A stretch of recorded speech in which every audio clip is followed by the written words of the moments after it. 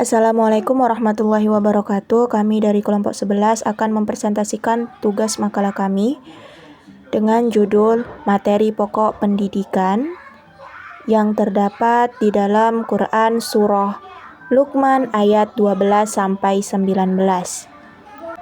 Baik, sebelumnya perkenalkan, nama saya Alia Rahma selaku moderator dan rekan saya Vanessa Aprilia selaku anggota. Kita langsung memasuki bab pertama, yaitu pendahuluan, di mana terdapat latar belakang. Melihat fenomena yang terjadi dalam kehidupan umat manusia pada zaman sekarang ini sudah jauh dari nilai-nilai Al-Quran. Hal ini dapat dilihat dari berbagai peristiwa yang terjadi, yang menunjukkan penyimpangan terhadap nilai yang terdapat di dalamnya. Lingkungan keluarga, dalam hal ini orang tua, memiliki peran yang sangat besar dan sangat efektif untuk membina seorang anak agar berperilaku yang baik. Dalam hal pendidikan, berbicara mengenai pendidikan di mana di dalamnya terdapat sebuah pembelajaran yang memiliki 4 unsur yang tidak boleh dilepaskan karena mereka saling berketerkaitan satu sama lain, yaitu materi, metode, alat atau media ajar, dan evaluasi. Berdasarkan latar belakang di atas, maka kami merumuskan masalah. Yang pertama, apa pengertian materi pembelajaran? Yang kedua, apa saja macam-macam materi pembelajaran? Yang ketiga, bagaimana kandungan materi pembelajaran dalam Quran Surah Luqman ayat 12-19? Dan yang keempat, bagaimana keterkaitan Surah Luqman dengan pendidikan? Kemudian adapun tujuan dari rumusan masalah tersebut. Yang pertama, mengetahui pengertian materi pembelajaran. Yang kedua, mengetahui jenis-jenis materi pembelajaran. Yang ketiga, mengetahui hubungan antara materi pembelajaran dengan tafsir Quran Surah Luqman ayat 12-19. Yang keempat, mengetahui keterkaitan Surah Luqman dengan pendidikan. Kemudian kita masuk ke bab 2 mengenai pengertian materi pendidikan. Materi adalah program dalam kurikulum yang berisi tema-tema pembelajaran yang telah ditentukan. Dalam sebuah pembelajaran, materi bukanlah sebuah tujuan, melainkan alat untuk mencapai tujuan dalam pendidikan. Karena itu, menentukan materi pembelajaran harus didasari tujuan, baik dari segi cakupan, tingkat kesulitan, maupun organisasinya. Hal ini dikarenakan kita harus menghantarkan peserta didik untuk bisa mewujudkan individu yang menggambarkan tujuan yang telah direncanakan dalam sebuah pembelajaran. Kemudian pembahasan selanjutnya itu mengenai jenis materi pendidikan. Jenis materi pendidikan itu ada 5. Yang pertama itu fakta, merupakan segala sesuatu yang berwujud kenyataan. Yang kedua, konsep, merupakan segala yang terwujud, pengertian-pengertian yang timbul dari hasil pemikiran. Yang ketiga adalah prinsip, berupa hal-hal utama. Yang keempat adalah prosedur, merupakan langkah-langkah sistematis dalam mencapai suatu tujuan. Yang kelima adalah sikap ataupun nilai, merupakan hasil belajar aspek sikap seperti nilai kejujuran, semangat, minat belajar, dan sebagainya.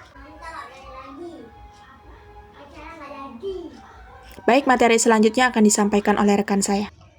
Tafsir ayat 12 yang berbunyi, Bismillahirrahmanirrahim. Walaqad atayna Luqmanal hikmata anishkur lillah. Wa may yashkur fa innama yashkuru li nafsih.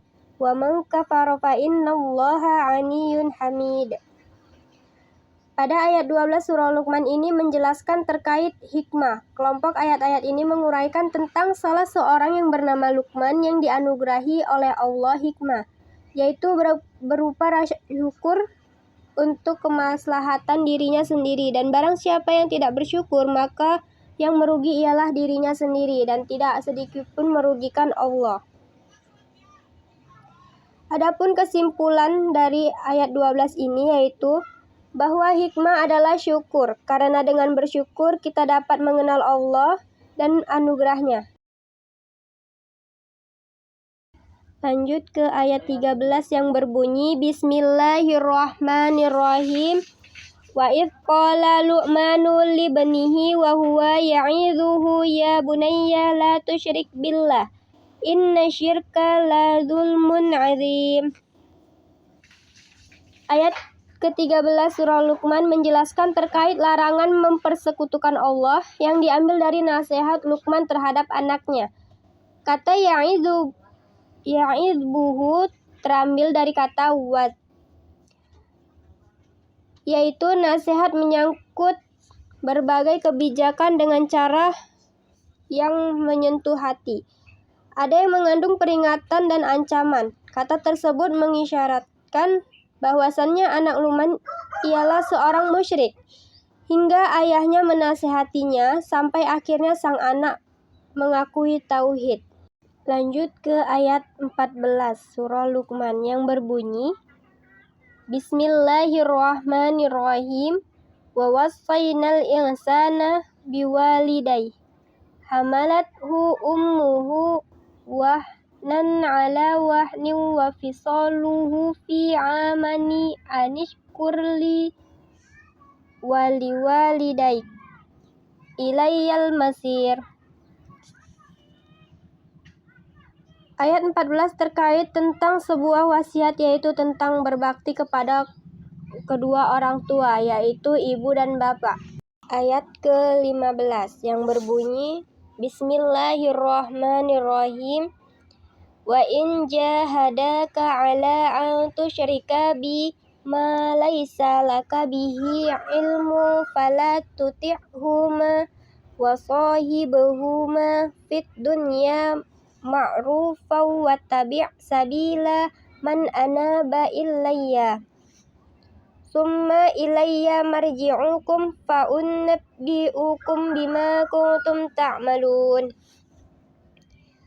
Ayat 15 terkait dengan pengecualian menaati perintah kedua orang tua serta menggarisbawahi wasiat Luqman kepada anaknya tentang keharusan meninggalkan kemusyrikan dalam bentuk serta kapan dan dimanapun. Ayat ke-16 yang berbunyi, Bismillahirrahmanirrahim. Ya bunayya innaha ataku misqala habbatin min khardalin fatakun fi sakhratin aw fis samawati aw fil ardi ya'ti bihallah. Innallaha latifun khabir. Ayat ini menguraikan tentang kedalaman ilmu Allah Subhanahu wa ta'ala. Luqman berkata, Wahai anakku, sesungguhnya jika ada sesuatu perbuatan baik atau buruk, walau seberat biji sawi, dan berada pada tempat yang paling tersembunyi, misalnya dalam batu karang sekecil, sesempit, dan sekokoh apapun batu itu, akan mendapatkan balasan. Ayat ke-17 yang berbunyi, Bismillahirrahmanirrahim. Ya bunayya aqimis sholata wa'mur bil ma'rufi wanha 'anil munkari wasbir 'ala ma asabaka. Inna dzalika min azmil umur. Yang artinya, Hai anakku, dirikanlah sholat dan suruhlah manusia untuk mengerjakan kebaikan dan cegahlah mereka dari perbuatan mungkar dan bersabarlah terhadap apa yang menimpa kamu. Sesungguhnya yang demikian itu termasuk hal-hal yang diwajibkan oleh Allah. Lanjut ke ayat 18 yang berbunyi, Bismillahirrahmanirrahim. Wala tusa'ir khaddaka linnasi wala tamshi fil ardi maraha. Innallaha la yuhibbu kulla mukhtalin fakhur. Yang artinya, dan janganlah kamu memalingkan mukamu dari manusia karena sombong, dan janganlah kamu berjalan di muka bumi dengan angkuh. Sesungguhnya Allah tidak menyukai orang-orang yang sombong lagi membanggakan diri. Janganlah kamu memalingkan mukamu terhadap orang-orang yang kamu berbicara dengannya karena sombong dan meremehkan. Tetapi hadapi ia dengan muka yang seri-seri dan gembira, rasa sombong dan rasa tinggi hati. Dan janganlah kamu berjalan di muka bumi ini dengan angkuh dan menyombongkan diri, karena sesungguhnya hal ini adalah cara jalan orang-orang yang angkuh dan sombong.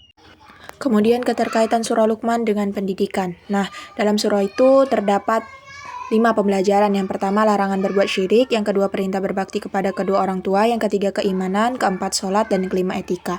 Berangkat dari ayat tersebut, materi yang harus kita kenalkan kepada anak. Yang pertama itu adalah akidah.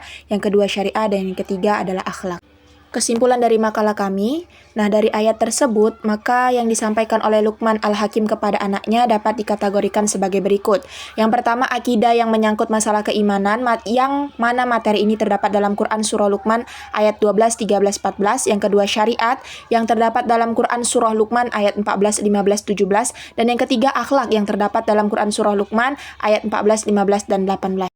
Bagi audiens yang ingin bertanya, kami persilahkan untuk mengisi chat di kolom komentar.